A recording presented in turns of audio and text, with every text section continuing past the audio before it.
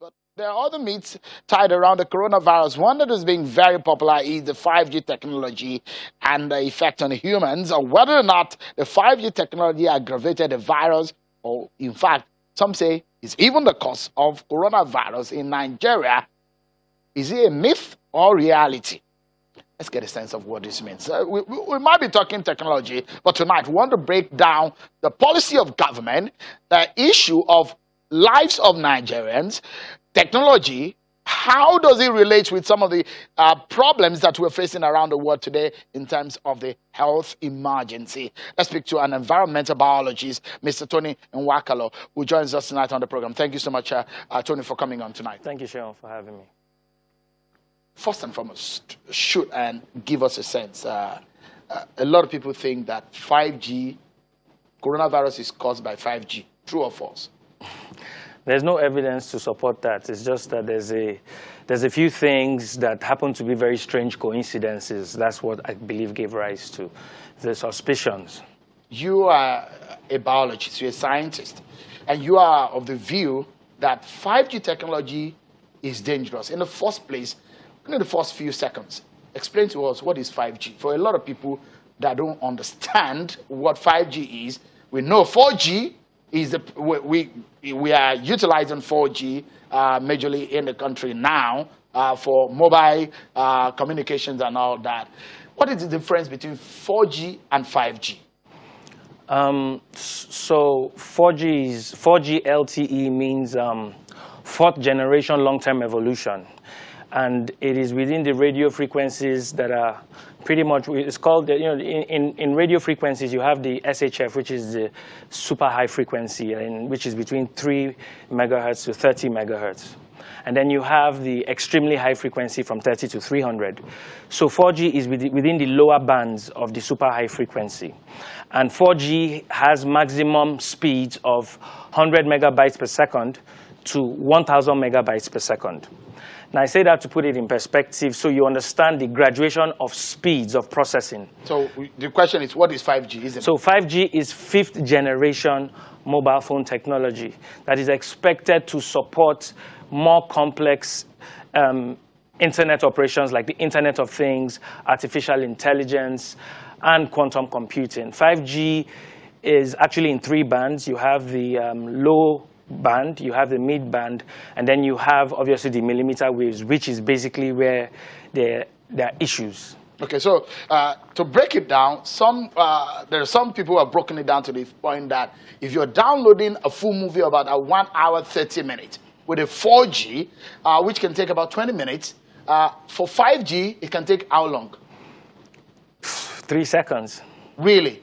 Yes, because it gets as high as 20 gigabytes per second. No, say that again. So if you download an hour, 30 minutes of movie in about 20 minutes, to download on 5G, say it again. It's a few seconds, 3-point-something seconds, because it's 20 times faster than 4G.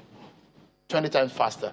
Yes. So in essence, the spectrum that you have a problem, you are one of those who have a problem with 5G technology and the relationship with biology or the relationship with human health.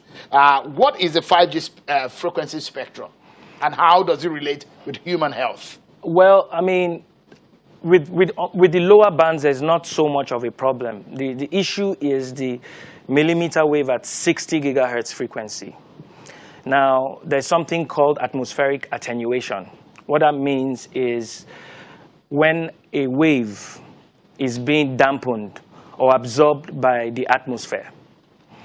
And it is observed that on the SHF to EHF bands, there are certain spikes on that curve.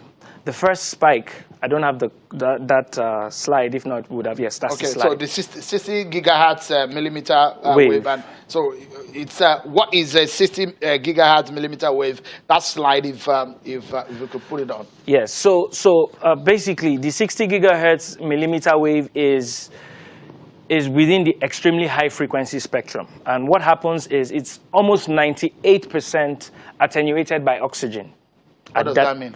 It means something in the atmosphere. You see, these waves, when we say radiation, many people might not know what it is, so they might not appreciate that even non-ionizing radiation has problems. But at 60 gigahertz, it means you have 60 gigahertz photon energy.